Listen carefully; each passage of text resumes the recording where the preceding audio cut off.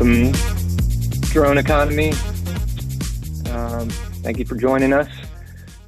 Here to talk about all things drone and how the future of autonomy will impact our lives and the future of the drone economy. I'm Kevin McCabe.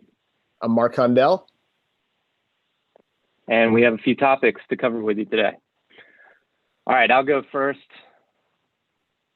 As we discussed, so my first topic today is on-the-go wireless charging of drones. This comes from a couple of articles from this week, a couple of developments taking place. But we know that one of the major hurdles to, I guess I'd say, the future of the drone economy as you and I envision it, right, is the battery power of drones. Correct me if I'm wrong, but I think most drones have a battery lifespan. Well, I shouldn't say lifespan, but they can power the drone for like less than an hour currently. Definitely. I'd say most are 20, 30 minutes right now. Right. Yes. And then in which case they have to come back down and recharge. Mm-hmm. Also, for commercial endeavors, once that drone comes back down, it requires a full inspection before it can go up into the air again. I'm not exactly sure what's involved in that inspection, but I'm sure that it's time consuming. So even if you had a rechargeable or recharge battery pack that you just take the uncharged one out and replace it with a charged one, you couldn't just send your commercial drone right back up into the air to continue its operation. It would require the inspection. So lots of interest in the possibility or the development of in-flight drone recharging. Mm-hmm. So there's this company, I believe they're Portland-based, called Global Energy Transmission. Huh. And Forbes covered them in an article this past week. So if that says anything, I mean, we know Forbes magazine is pretty large, well-distributed, respected source of journalism. Mm-hmm.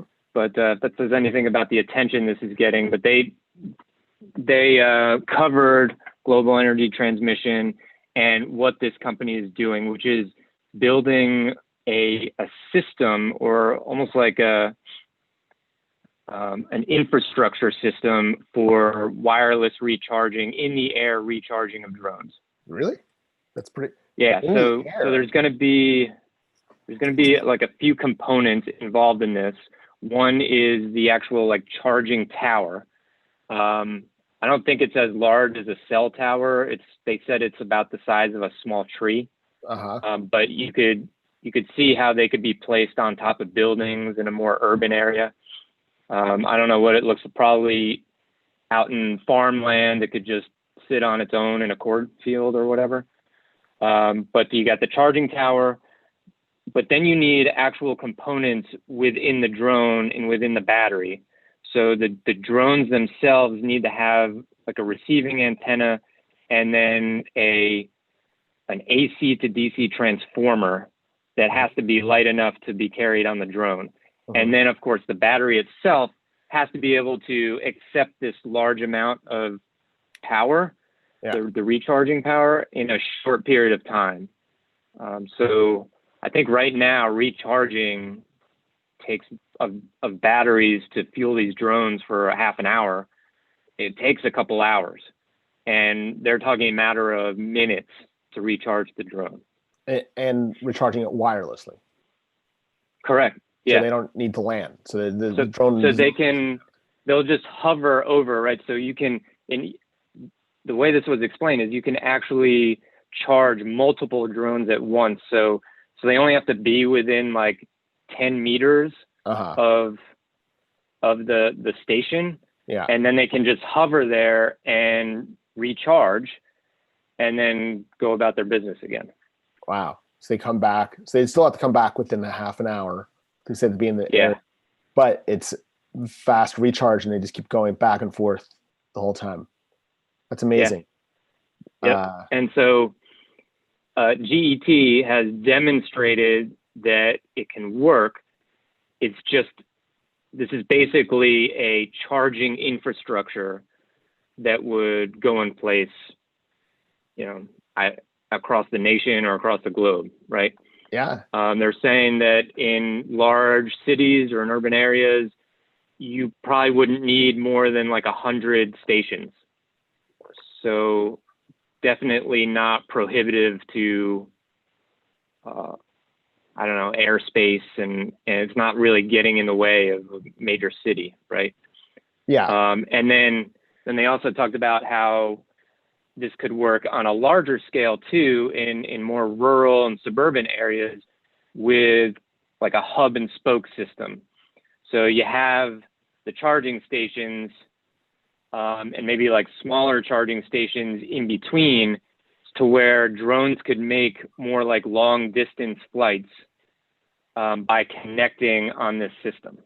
Almost like, I thought of it as like our interstate system. Yeah. And gas stations along the way, right? That's right. It is like gas stations. That's because you don't need one for everyone. You just have a shared resource. Right. Wow. Exactly. Yeah. And so part of the problem is that they can't, setting up this entire infrastructure is going to take a lot. It's going to take a lot of cost and a lot of effort, and they've got to grow substantially. Unfortunately, there is not the demand for it quite yet, right? Yes. Drones aren't everywhere. So it's almost like I'm going to quote the article here, it's like the chicken or the egg problem. Yeah, they're getting right? ready for the infrastructure. They're going to build the infrastructure. Yeah, so you can't grow the drone economy without that infrastructure, but you can't grow the infrastructure without the drone economy. So they have to kind of grow together. That's interesting. It makes you wonder how the auto industry first grew, because it was the same kind of thing. How did that happen? Like roads had to grow with automobiles. Yeah, you're right. I mean, we figured that out. Yeah, that's interesting. Figured it out. Because I've heard, I've read about a number of charging solutions where it was called like the Nest, and the drones go, but that's like for a local resource, like for a wind farm that's remote. Because they have to go 24 hours a day or constantly be going, they would just live on the Nest and they charge there. And then when they're ready to inspect once a day or a couple times a day, they would just leave the Nest, do their thing, and then come back and then live at the Nest where they're constantly charged. It's like a base station. This is even further, so they're more robust. It's interesting. I could see flying cars eventually to that point on a larger scale, where they're they're more autonomous now, right? And the second article that I had linking to this topic was in the Army Times about 4 days ago. They're working on similar technology, but what it seemed like their focus was these unmanned ground vehicles that, they're basically just like Jeeps, sort of what it looked like, but they travel on the ground kind of along with the drone. And then the drone is able to come back, land on the vehicle, recharge, and then go up again. But you need that vehicle following the drone, essentially. That's right. That's interesting. And so what that article was talking about, what I gathered from it, was that they're looking to still have the vehicle, but not require the drone to come down all the way to recharge on the vehicle. So it would supply the energy source wirelessly, but still be attached to the vehicle on the ground. Okay. Wait. Oh, still attached, like tethered? No, not tethered, but the energy source. The energy is still source that vehicle. Got it. Yeah. Okay, that's interesting. So there's a lot of, like it's a big issue. So there's a lot of approaches Right. now trying to solve that problem. Yeah. Until the battery life itself could be extended. But that's amazing. Yeah, exactly. I mean, that's the other part of that is the actual battery lifespan and the speed of recharging the battery. That's right. It's a problem. I mean, even my Apple Watch just lasts for one day, and it's this little teeny thing. Yeah. So it's the wireless base is interesting. I like that. It's promising, but that's not around the corner. One more thing. Yeah, one more thing about this company, Global Energy Transmission, and this technology is that was mind blowing to me. But they've also demonstrated proof of concept for this working underwater, to where they could wirelessly charge autonomous submarines. I was not really aware of that, but this enlightened me to that. But you have like fossil fuel companies using autonomous submarines to seek out oil and gas underwater and like inspect pipelines. Yeah. And this technology could help with that too. Is any damage to the electricity flying through the water to the fish in the area? I don't know. I don't know how that works. Hey, man. We probably need to have an episode on environmental implications of some of this stuff. But for the most part, I feel like drone economy is more sustainable, environmentally sustainable. So I think that's actually one perk of it that we should probably focus on. But I'm sure that there's some downsides too. That is interesting to see. The environmental pros and cons. Yeah. Interesting. All right. That's my first one here. That's your first one? Okay, excellent. That's really cool. I did not even know about that concept.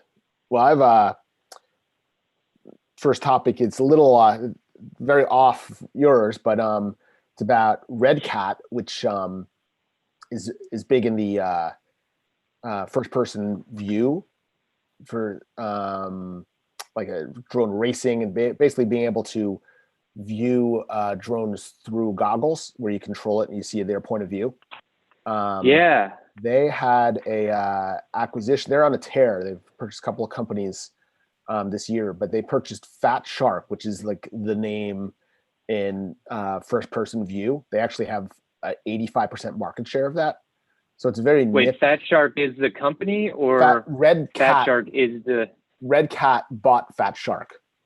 Okay, gotcha. So Red Cat Holdings bought Fat Shark Holdings, and Fat Shark is the main first-person view goggle company in the industry. Like they have 85% market share. And so do they create the goggles? They create the goggles. Okay, gotcha. The whole set. And Red Cat's trying to position themselves to really take off in the market. They also purchased earlier this year Rotor Riot. You've seen they do a lot of YouTube videos, but they also are a big provider of the first-person view and drone racing hardware. So Red Cat has a big hold in the market. Racing is a very interesting area. I mean, Fat Shark only does about $7 million in annual revenue right now, so it's not a mega company. But I could see it. Their goggles being applied longer term towards many applications outside of just drone racing, which is a cool area, but commercially it probably can be jumped into that domain as people need that first person view. So I think that was a pretty interesting development with what they're doing. And I think they're Red Cat's a public company also. Really? Yeah, Red Cat is, so you can get in on that now if you want to at the beginning. So I watched a video yesterday that I think was with that. So you had sent something over about drone racing, I believe. Right? Yes, actually, if you bring up that Red Cat video, I don't know if you're able to do that. Okay. Let's do that. What was it? It was a fat. So let me just say, first of all, that I found that video, drones versus guns, where these guys are flying the drones around in like a shooting range in some valley. Yes. But they all used the first person goggles, which I just was blown away by. I thought that was the coolest thing. I had not seen that. Most of the time you see it on a screen, you know, with the controllers or even on their phone. Mm-hmm. But these things looked just seamless. Amazing. Like they were just, yeah, absolutely amazing. So just play this from the beginning, or? Yeah, I think so. Just play. I just wanted to show you what it looks like from a. Now this is a video from. So like this is. Oh, whoa! Oh. So this is even a 2-year-old technology, but it's still dizzying. I mean, you have to get used to this, but you're basically like. Oh, totally. It's like you're so you could almost. So you could almost see this as like a phase in pilot training or something. Exactly. Like. You're right. Like, do you have the stomach to handle fighter jet piloting or something? That's right. Oh my God. This is, woo! I don't know, man. It's a little too early in the morning for this, maybe. Yeah. So I want to try one of these on and say, I don't understand if it's totally fully controlled with head movements or you're still using the controller. I think you still use a controller. Well, this just lets you see. Yeah, so that's right. What I saw in the, I'm going to pause it there, but what I saw in the drones versus guns video was they still had the controller. I mean, it was almost like a VR video game, but they're flying this thing in real life. Yeah, it's amazing. It really is. And it's, mega leagues all over. And it's tons of videos online of these races, which are just freestyle races. They're just flying around, just like, I mean, it is the Wild West right now of drone racing. Like, you could set up a drone race in your neighborhood, if you wanted to right now. I mean, totally unrestricted. I don't know that regulation has even caught up to drone racing yet. It's like drag racing in the 50s. Wow. That's cool. So, I mean, let's think about that. What kind of developments could that... So you have the goggles product, that's just going to get better. Then you talk about the actual drones themselves for that actual, call it industry. You'd want them to be faster, be more resilient. So if they strike each other, then they got to withstand that. That's right. And really the camera ability of the drone has to be spectacular, because they've got to be able to really, I guess there's got to be some autonomy in it too, to be able to dodge obstructions in the path. But I guess maybe that's part of the fun of it.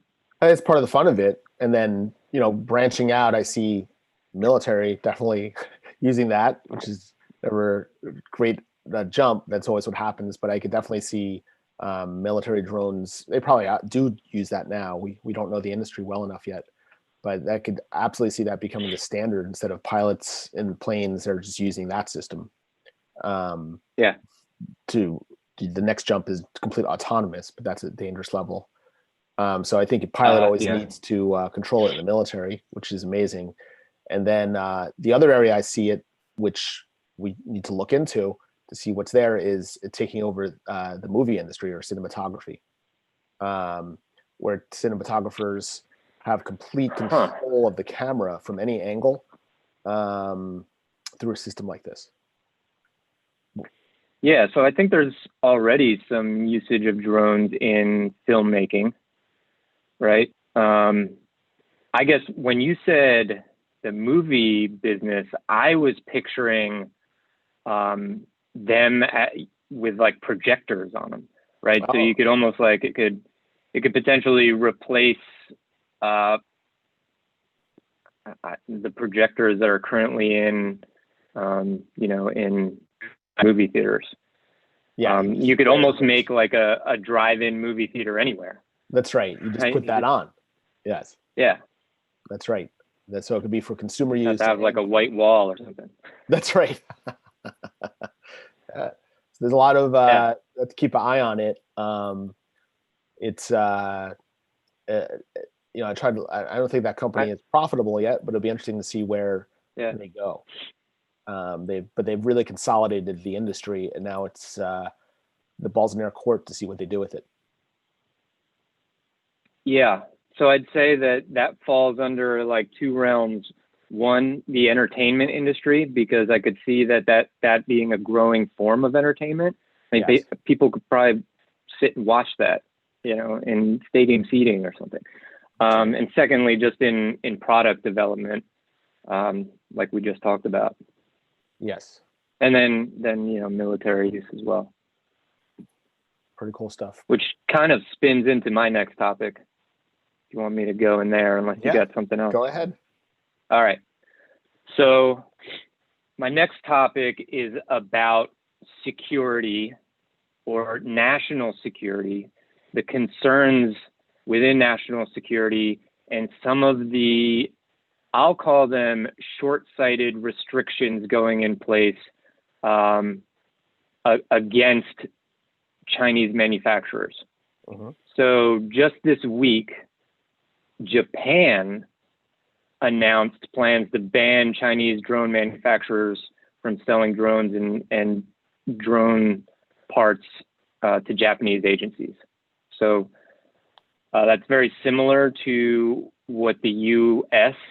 has implemented.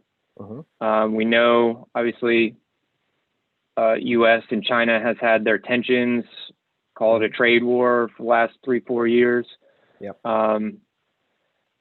Banning of a lot of not just drone technology, but we know the Huawei story, TikTok and WeChat.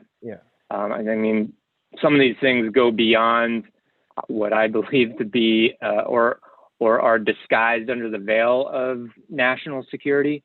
But could be some legitimate concerns there. And now we have Japan that's taking action as well, quoting that the primary concerns are centered on information technology, supply chains, cybersecurity, and intellectual property.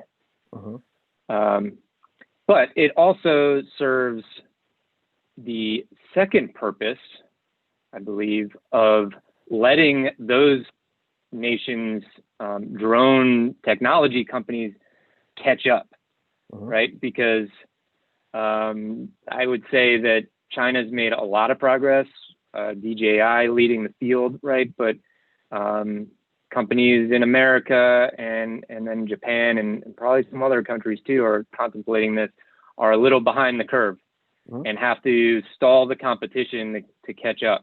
That's right. A bit, right? That's right. So it's a mix. It's interesting, because, and then for Japan, I don't know what their technology is. I've heard that Sony might be entering the market. I'm not sure. So that might be part of it. Is under the, as you said, under the veil of security concerns, but it's really to let their companies start to develop stuff. And I know in the U.S., I think indirectly, I don't think it was intentionally, but it will benefit companies on the rise on the software level, right? Like Skydio, as opposed to DJI, which is more hardware based, not as software intensive. So it's interesting how this starts to play in as the industry is growing. So that's a trend. Yeah, exactly. And because Japan did it, maybe that's a sign that it will be a permanent policy here rather than just for a couple of months. Yeah. So when I think about the concerns, right? Let's talk about the actual concerns for a sec. So there's concerns about software bugs, which could expose data or users' data to hacking. They fear of like back end ability to gain access to, I guess, drone control, and then any sort of data that the drone is collecting, right? And on top of that, as you mentioned, in the military field, when you attach any sort of weaponry to a drone, that's obviously a major concern. You wouldn't want that to be jeopardized in any way. No. And so let me be clear that from what I understand of this, and correct me if I'm wrong here, this is just banning the use of Chinese-made drones in government agencies. Correct. So private. Right. So I don't know how that ripples out into the whole retail economy, but I'm sure that it has an impact. It probably has an impact. I mean, the consumer market still dominated by DJI. It probably will be, but and I would say, like a lot of government agencies are buying drones, so it is a chunk in the commercial space now. You know, we've seen that there's a lot of bridges and infrastructure projects that use drones, and also I think funding from the government for development relies on spending on drones a lot of the time. So that would shift as well. Yeah, you're right. Yeah, so as I thought through that and kind of carried it out, I mean, I could imagine a lot of countries having the same security concerns. Yeah. Right. So if that's a concern in the U.S., why would that not be a concern to any other society that has global security concerns? Correct. Right. And then I see almost an isolationist economy within each country to develop your own drone hardware and software. Absolutely. So I think it's gonna drive economic growth across the board.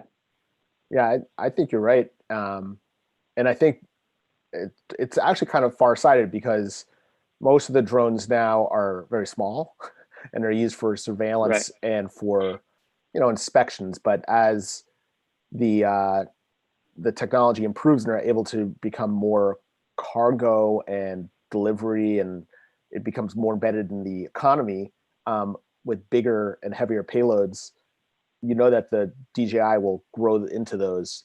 I think it encourages U.S. companies to take over that space, which could be crucial to national security in the future. Yeah. So let me add one addendum to this conversation, and that is that this week, two former representatives, Bill Schuster from Pennsylvania and Jeff Denham from California, who both served on the House Transportation and Infrastructure Committee, posted a pretty scathing article about opposing this type of legislation. It's very critical of the Department of Justice's decision to ban these purchases of Chinese-made drones.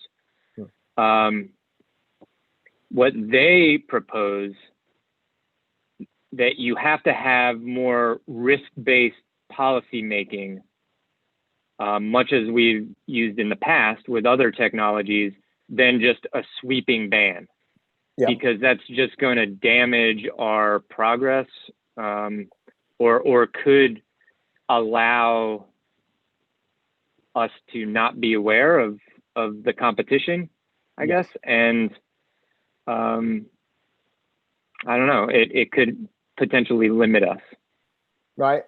That is the good counterpoint, because I know, to date before this, I think everything was on a company by company basis rather than an industry. Right. As an industry, of course, the industry is DJI, but I think DJI has gone out of their way to be open source and provide companies the ability to turn off, and agencies to turn off any tracking within the system. So it is a impulsive reaction that without a actual concern at the moment. I think it's future thinking, but they're right that a blanket statement like that is sort of dangerous. It needs to be on a company by company case to see if it's dangerous or not. Yeah. Makes sense to me. Yeah. No, I agree. Yeah. So good article. Should check it out. Good but stuff. Definitely some conflicting opinions. Yes. About that position. But something that'll continue to play out, no doubt. Time for one more article? One more story, I should say. What you got? All right. So the next one I have one about there's a big demo this week. If you could pull up the Ehang video.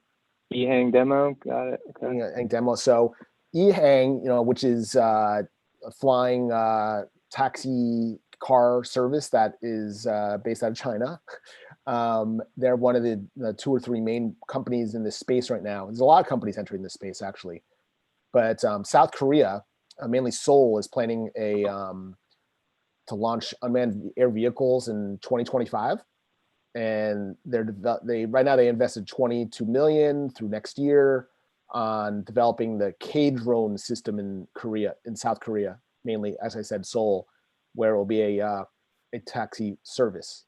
And Ehang. Hold on, by 2025? Well, 2025 is their goal to start the service. So at first they're going to have a pilot in there. It's not going to be fully autonomous, but they want by 2028 for it to be fully autonomous. So this is right around the corner. And if you could see, is that playing or no? No, I haven't started playing. Oh yeah, so you can play that. Go ahead. Right. I'll just talk over it. It's so they tested this drone over the river in Seoul, and they put in like 70 kilograms of rice bags in each seat. They did a flight of about 10 minutes, and it went 31 miles an hour, so that's pretty fast. And then they say that once it's fully charged, this unit now, of course, in a couple of years, it will be longer. It can fly up to 30 minutes. As we said, everything's always 30 minutes.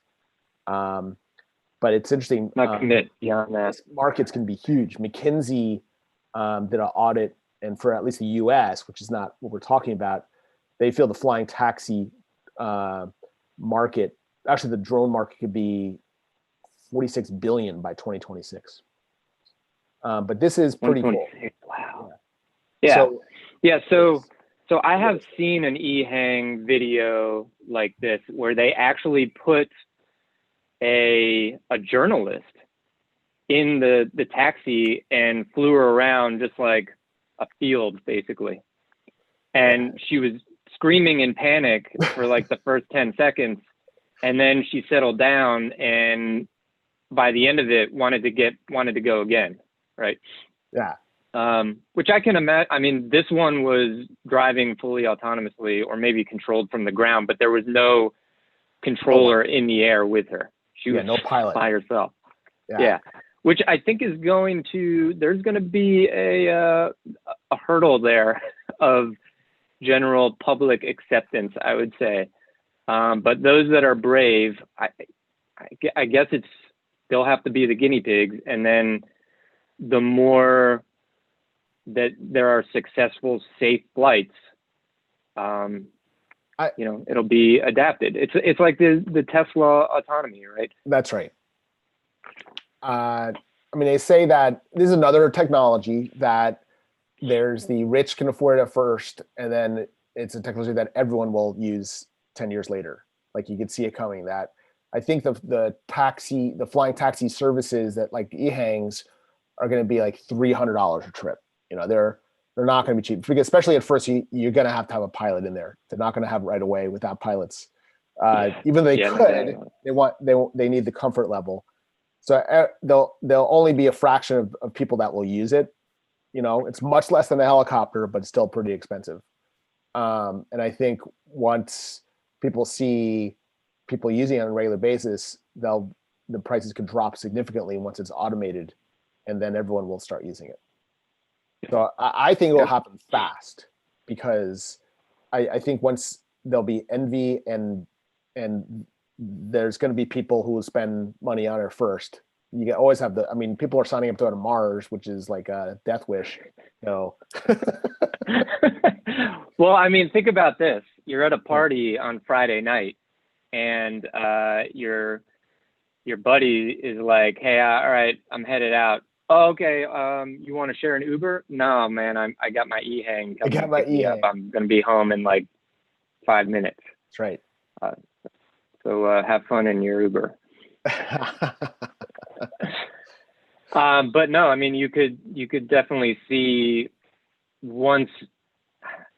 So I could almost see these not even getting to a point of single ownership, right? Because then you'll run into the same issue as cars, where we're having to like integrate autonomous vehicles into a system that still allows for individuals to drive their own cars everywhere.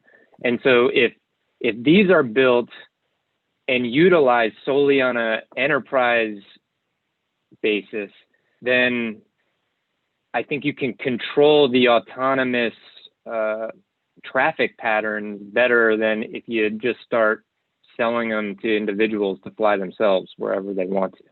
Yeah, I mean, I definitely think it will be a. I don't think anyone will ever own individual things like this. I think it'll just be because it's much faster to get from point A to B, so it'll always Right. be little taxi service for individuals.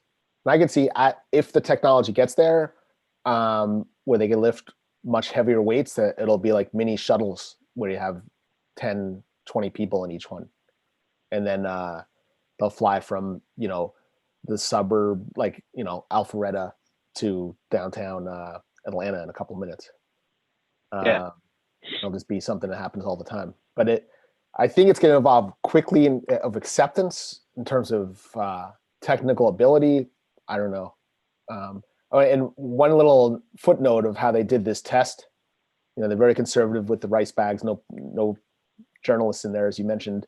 They also had a whole bunch of mini drones that went up first that detected the airspace, and then they made a signal once the airspace was clear. Okay. I imagine that will be part of how this, as you mentioned, the transportation hub or network will work, that there'll always be little drones monitoring the airspace to make sure it's okay to go. Yeah. That's a interesting idea. I mean, you could see that you could envision the FAA itself having a system of monitoring drones, monitoring the airspace. That's right. Yeah. So they'll all be aware of each other. Envision it. Yeah. So. Yep. A lot of activity. Remind me, where is Ehang from? Are they Korean? They're China. Company? They're a Chinese company. China. Okay. Uh-huh. Yeah. So they're limited as well to entering the U.S. and Japan currently. Yes, they are limited as well. But for consumer, they can enter.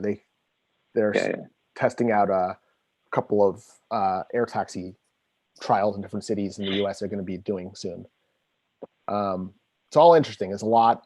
I have one more sort of related to that, if you have a moment. Sure. If you pull up, I don't know, have the Lilium video. I don't know if you see that. Orlando, Lilium. Okay.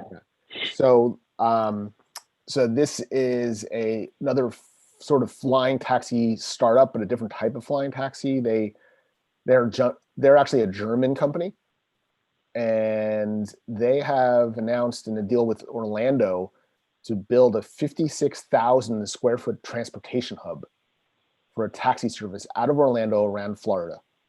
And they actually aim to launch in 2025 as well with a 5-seater aircraft.